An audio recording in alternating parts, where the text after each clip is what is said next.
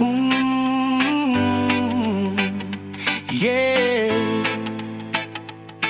Hey.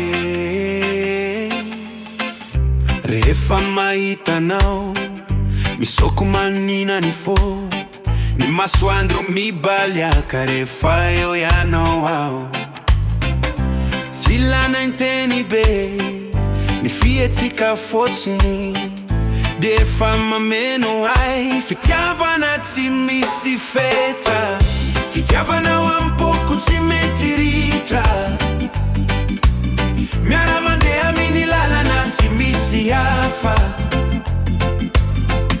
Ny foko mitomany rehefa tsy eo ianao, fa rehefa eo ianao dia mamiratra ny andro, mandalo ny andro, mitondra fanana. Ny oranaza mitsoka tsy mahatakanahy, ny fitiavako anao tsy ho very foana.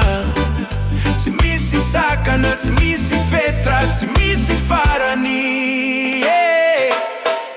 Fitiavanao ampoko tsy mety ritra, miara-mandeha amin'ny lalana tsy misy hafa. Ny foko mitomany rehefa tsy eo ianao, fa rehefa eo ianao dia mamiratra ny andro. Oray fitiavana mitoera miaraka mikotsy ala mandraky izay tsy misy hafa. Aza vela hisaraka na amin'ny fotoana foe, satria anao no asavana ao an-tampony fo. Fitiavanao ampoko tsy mety ritra, tsy mety ritra, miara-mandeha amin'ny lalana tsy misy hafa, tsy misy